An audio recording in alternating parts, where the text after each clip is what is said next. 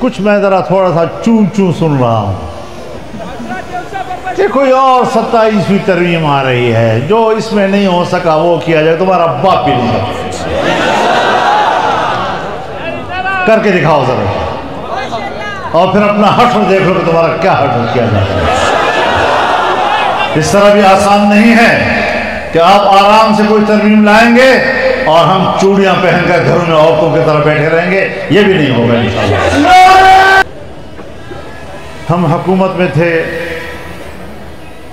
ہمارے پاس اکثریت تھی، جمعیت کی 4 وزارتیں تھیں، یہی شہباز شریف صاحب وزیر اعظم تھے، مدارس کے بارے میں یہی ڈرافٹ جو آج پاس ہوا ہے یہ اسی وقت تیار ہوا تھا، اس وقت بھی اس پر اتفاق تھا، اس وقت پاس نہیں ہو سکا۔ آج ہم حزب اختلاف میں ہیں، 16 کی بجائے ہمارے پاس 8 ممبر ہیں قومی اسمبلی میں، اور اس کے باوجود کامیاب ہو گیا اور وہ بل پاس ہو گیا۔ تو ظاہر ہے کہ آپ خود اندازہ لگائیں اس میں ہمارا کیا کمال ہے۔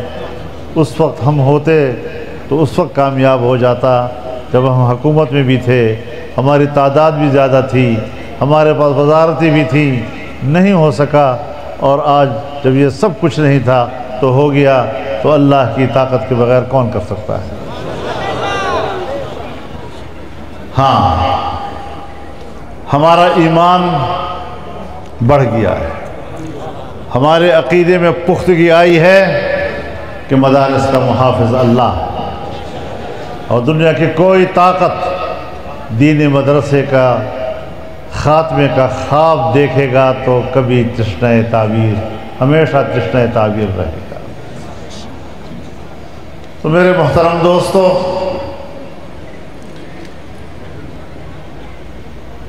آپ جانتے ہیں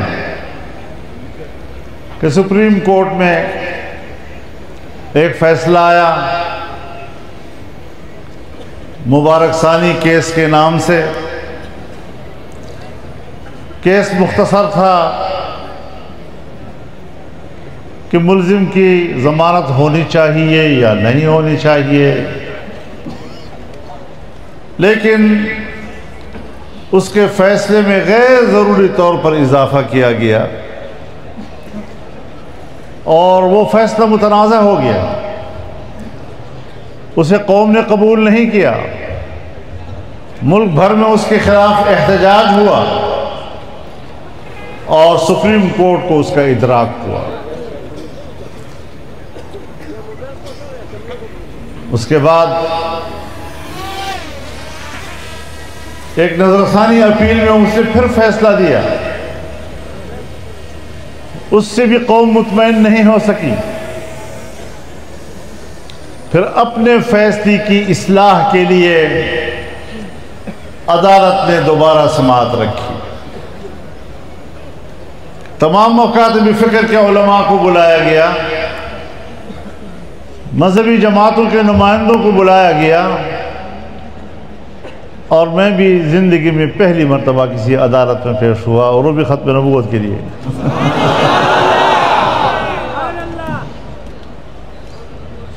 اللہ تعالیٰ نے اس میں ہمیں کامیابی بخشی، ایک مختصر فیصلہ آیا جس پر تمام مکاتب فکر نے اتفاق رائے کیا اور پورے ملک میں خوشی کی لہر دوڑ گئی۔ اب اس کا تفصیلی فیصلہ آنا تھا، اس میں جو تاخیر ہوتی گئی ہر طرف تشویش بڑھتی گئی، لیکن بالآخر وہ تفصیلی فیصلہ بھی آ گیا۔ حضرت مولانا مفتی محمد تقی عثمانی صاحب دامت برکاتہم العالیہ نے کچھ تھوڑا سا اس میں اضافہ کرنا بھی تجویز کیا، حضرت مفتی منیب الرحمن صاحب نے بھی اس کا مطالعہ کیا، میرے پاس بھی وہ تفصیلی فیصلہ آیا، کچھ الفاظ کے اضافے، کچھ رد و بدل، کچھ حوالوں کا اضافہ جو ہم سے ہو سکا، اور اسی وقت جب ہم اس پر بحث کر رہے تھے تو مجھے ایک تجویز یاد آئی کہ مولانا اللہ وسائے صاحب نے کسی وقت مجھے یہ تجویز دی تھی، اب مجھے بھول گئی تھی۔ اسی وقت ان سے رابطہ کیا کہ بھئی ہم اب آخری تفصیلی فیصلے کو دیکھ رہے ہیں، آپ نے ایک تجویز دی تھی، ذرا دوبارہ دہرا دیجئے۔ انہوں نے دوبارہ دہرائی، اس تجویز کو بھی فیصلے میں سمویا گیا، اور الحمدللہ وہ تفصیلی فیصلہ بھی آ گیا، اور قادیانیت ایک بار پھر بری طرح شکست کھا گئی۔ نعرہ تکبیر، تاج و تخت ختم نبوت، تاج و تخت ختم نبوت۔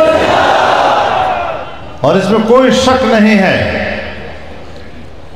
جس طرح میں نے لاہور کانفرنس میں کہا تھا، اور میں یہ بھی بتا دوں کہ لاہور کانفرنس جو سن 1974 کے 7 ستمبر کی گولڈن جوبلی کے طور پر منایا جا رہا تھا، یوم الفتح کے طور پر منایا جا رہا تھا، اس نے تاریخ لاہور کے تمام بڑے بڑے جلسوں کے ریکارڈ توڑ دیے تھے۔ تو دعوت میں تو الحمدللہ کوئی کمی نہیں رہی تھی، لوگوں نے بھرپور دعوت قبول کی، لوگ پہنچے، اور یہ آپ کی طاقت تھی کہ جس قوت نے عدالت عظمیٰ کو بھی اپنے رائے تبدیل کرنے پر مجبور کر دیا تھا۔ تو یہ حفاظت کا فریضہ آئندہ بھی ادا کرتے رہو گے یا سو جاؤ گے؟ عہد کرو کھڑے ہو کر، عہد کرو اس بات کا کہ ہم اس عقیدے کی حفاظت آخری سانس تک کریں گے، خون کے آخری قطرے تک کریں گے، اور کسی کو بھی ناموس رسالت پر حملہ کرنے کی اجازت پاکستان کی سرزمین پر نہیں دی جا سکے۔ نعرہ تکبیر، تاج و تخت ختم نبوت، تاج و تخت ختم نبوت۔ میرے محترم دوستو،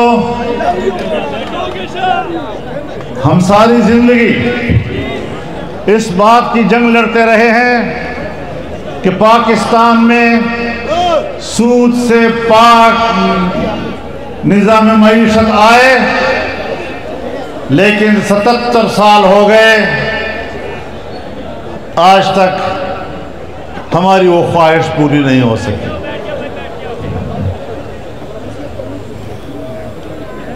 قائد اعظم محمد علی جناح بانی پاکستان، جب انہوں نے اسٹیٹ بینک آف پاکستان کا افتتاح کیا تو اس کے افتتاحی جلسے میں انہوں نے یہ کہا تھا کہ مغرب کے نظام معیشت نے دنیا میں فساد برپا کیا ہے، مغرب کے نظام معیشت نے 2 عالمی جنگیں، یہ نظام معیشت 2 عالمی جنگوں کا سبب بنا ہے، انسانیت کو تباہ کیا ہے۔ ہم نے اس ملک کو قرآن و سنت اور اسلامی تعلیمات کے مطابق نظام معیشت دینا ہے۔ میں حیران ہوں قائد اعظم کے ان پیروکاروں پر جو ہمیں تو ان کا مخالف قرار دیتے ہیں، خود ان کے پیروکار ہونے کے دعوے دار ہیں۔ 77 سال سے انہوں نے بانی پاکستان کے خواب کو شرمندہ تعبیر نہیں ہونے دیا۔ آج حالات بن گئے، 26ویں ترمیمی بل کی تجویز آئی۔ میں نے قومی اسمبلی میں ایک تقریر کی، مسئلہ یہ تھا کہ ججوں کی مدت ملازمت میں اضافہ کیا جائے یا سپریم کورٹ کے ججوں کی تعداد میں اضافہ کیا جائے۔ ہمارا موقف یہ تھا کہ اس کے لیے آئینی ترمیم کرنی ہوگی، اور ایک سرکاری ملازم کی مدت ملازمت میں اضافہ یا ان کی تعداد میں اضافہ یہ آئینی ترمیم کو زیب نہیں دیتا۔ ہم شخصیات کے ہاتھوں آئین کو یرغمال نہیں دیکھنا چاہتے۔ اگر آپ نے ترمیم کرنی ہے تو عدلیہ کی اصلاحات پر مبنی ایک بل لاؤ، سپریم کورٹ سے الگ ایک آئینی کورٹ بناؤ جو آئینی مسائل سن سکے۔ یہ ہم اس لیے کہہ رہے تھے کہ آج بھی سپریم کورٹ میں عام لوگوں کے 60,000 مقدمات زیر سماعت ہیں اور فیصلہ نہیں ہو رہا ان کا۔ پورے ملک میں چھوٹی عدالتوں سے لے کر بڑی عدالتوں تک 24 لاکھ مقدمات پینڈنگ پڑی ہے، آج تک اس کا فیصلہ نہیں ہو پا رہا۔ مدعی مدعا علیہ فوت ہو جاتے ہیں، اس کی اگلی نسل بھی بوڑھی ہو کر فوت ہو جاتی ہے، پھر اس کی اگلی نسل میں مقدمات منتقل ہوتے ہیں اور عدالتیں اپنے سر سے بوجھ نہیں اتارتی۔ جب میں نے یہ بات کہی تو بڑی معصومیت کے ساتھ مجھے کہا گیا کہ جی عدالتوں ججوں کے مدت ملازمت میں اضافہ بھی ہم نے چھوڑ دیا، ان کی تعداد میں اضافہ بھی ہم نے چھوڑ دیا،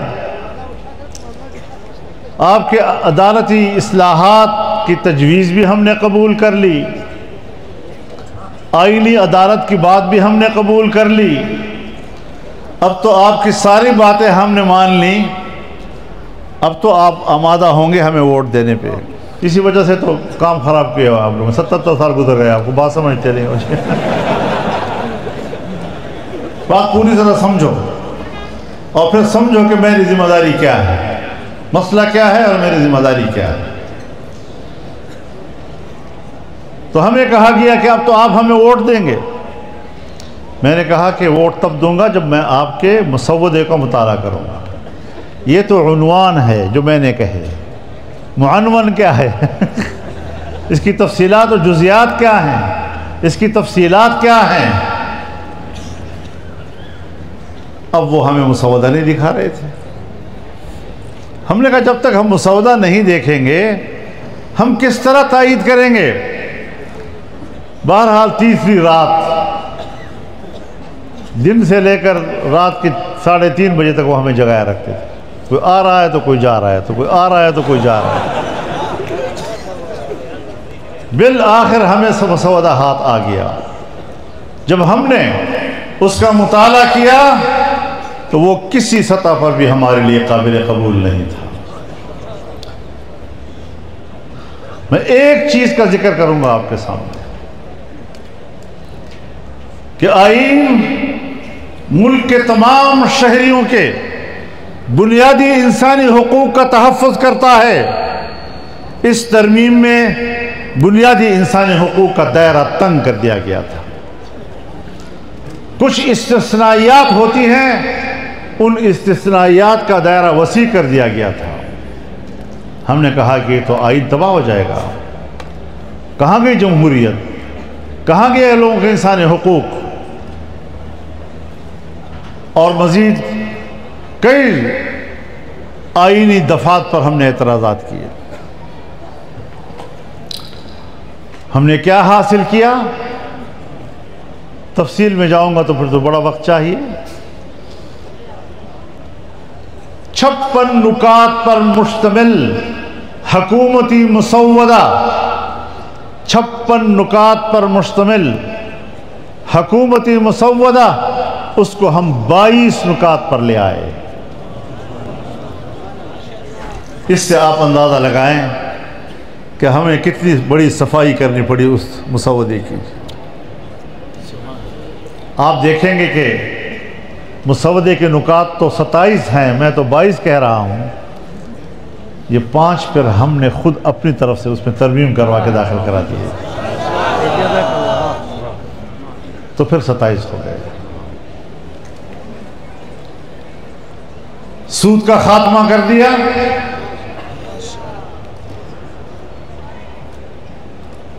اب لوگ کہتے ہیں کہ جی آپ نے 1 جنوری 2028 تک بڑا لمبا وقت دے دیا ہے. او بھائی میں نے نہیں دیا ہے، شریعت کورٹ نے دیا تھا. شریعت کورٹ کا فیصلہ ہے. اب یہ آئین کی روح سے ایک بنیادی پالیسی وجود میں آ گئی. اب دوسری چیز ساتھ پڑھتے جاؤ اسی چیز کے ساتھ کہ 1 جنوری سے سود ربا ممنوع ہوگا، ختم کر دیا جائے گا. اس کے ساتھ کہا گیا ہے کہ شریعت کورٹ جب فیصلہ دیتی تھی، جب اس کے خلاف کوئی ایک عام سی درخواست چلی جاتی تھی تو فیصلہ اڑ جاتا تھا، اور پھر پتہ نہیں قیامت تک کب سپریم کورٹ کا فیصلہ جو ہے اس کے حق میں آتا ہے، یا اپیل سنی جاتی ہے یا نہیں سنی جاتی. کوئی بندش آئین میں نہیں تھی.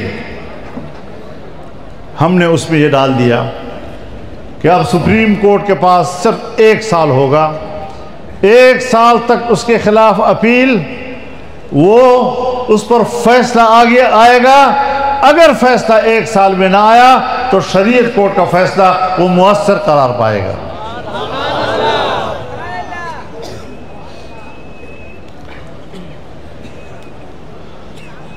اب ان چیزوں کو آپ دیکھیں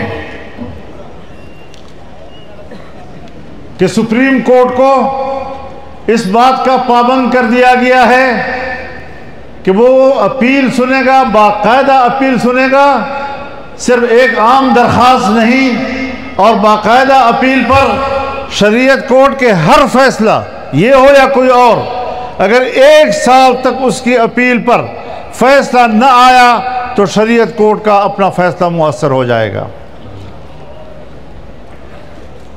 اب جب یہ پالیسی آ گئی ہے تو جس وقت سماعت ہوگی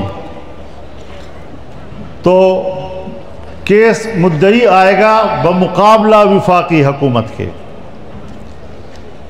وفاقی حکومت کا اٹارنی جنرل پیش ہو یا وفاقی حکومت کا وزیر قانون پیش ہو، وہ اب پابند ہو گیا ہے کہ وہ اپنے آئین کی روشنی میں رائے دے گا اور اس فیصلے کی مخالفت نہیں کر سکے گا. ان ساری چیزوں کو ملا کر پڑھا کرو، پھر بات سمجھ میں آئے گی. مجھے نہیں معلوم کہ میں ساری بات سمجھا بھی سکا ہوں یا نہیں، لیکن یہ ساری چیزیں جس وقت آپ کے ذہن میں آ جائیں گی. ہماری اسلامی نظریاتی کونسل سن 1973 میں بنی، جب آئین بنا، اور یہاں ہم بار بار اس کا ذکر بھی کر چکے ہیں کہ سن 73 کے آئین کے بعد اس کونسل کی آج تک ایک سفارش پر ایک قانون سازی بھی نہیں ہوئی. وجہ کیا ہے؟ وجہ یہ ہے کہ اسمبلی میں پیش ہو جاتی ہے، آگے جاتی ہے، کمیٹیوں کے پاس ڈمپ ہو جاتی ہے، پڑی رہتی ہے، الماریاں بھری ہوئی ہیں، دوبارہ اسمبلی میں لانے کا کوئی پابندی آئین میں نہیں تھی. اب اس دفعہ اس ترمیم کے ذریعے وہ رپورٹ صرف پیش نہیں ہوگی، بحث کے لیے لائی جائے گی. جب بحث ہوگی تو یہ ظاہر ایوان 2 فریقوں میں تقسیم ہوگا. کچھ کہیں گے کہ اس کے مطابق فیصلہ ہونا چاہیے، اور بات جائے گی قانون کے مطابق. کوئی فیصلہ لانے پر پارلیمنٹ مجبور ہوگی کہ وہ قانون کے مطابق اور سفارشات کے مطابق قانون سازی کرے گی. وہاں تک پہنچانا بھی تو تھا نا، تو وہاں تک پہنچانے کا راستہ ہم نے بنا لیا ہے. اب یہ ساری چیزیں وہ ہیں کہ میں اب بھی اس کو پیش رفت سمجھتا ہوں. ایک کامیاب پیش رفت سے اس کو تعبیر کرتا ہوں. ہم نے اب اس کو کامیاب بنانا ہے، اور اس کو روب عمل لانے کے لیے آپ کو جاگے رہنا ہے. جمعیت کی تنظیموں کو جاگے رہنا ہے، پبلک میں جانا ہے، خاموش نہیں بیٹھنا. ختم نبوت کے مبلغین کا فرض ہوگا کہ وہ جگہ جگہ اپنا موقف لے کر پبلک کو زندہ رکھے، اور جب پاکستان کے عوام اس حوالے سے زندہ رہیں گے، کسی مائی کا لال ان قوانین کا اور شریعت کا راستہ نہیں روک سکے گا انشاءاللہ۔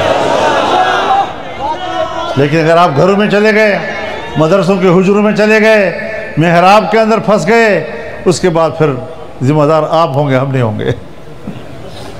محترم دوستو، ہم یہاں تک پہنچ گئے ہیں، اب ہم نے اس سے آگے جانا ہے انشاءاللہ۔ کچھ میں ذرا تھوڑا سا چون چون سن رہا ہوں کہ کوئی اور 27ویں ترمیم آ رہی ہے، جو اس میں نہیں ہو سکا وہ کیا جائے، تمہارا باپ بھی نہیں کر کے دکھاؤ ذرا، اور پھر اپنا حشر دیکھ لو کہ تمہارا کیا حشر کیا جاتا ہے۔ اس طرح بھی آسان نہیں ہے کہ آپ آرام سے کوئی ترمیم لائیں گے اور ہم چوڑیاں پہن کر گھروں میں عورتوں کی طرح بیٹھے رہیں گے، یہ بھی نہیں ہوگا انشاءاللہ۔ اور 26ویں ترمیم سے نکالا، اسے دوبارہ کسی ترمیم کے ذریعے سے اسمبلی میں لایا جائے گا، اور لوٹوں کے ووٹوں سے پاس کرو گے، اور پھر وہ چلنے دیں گے ہم؟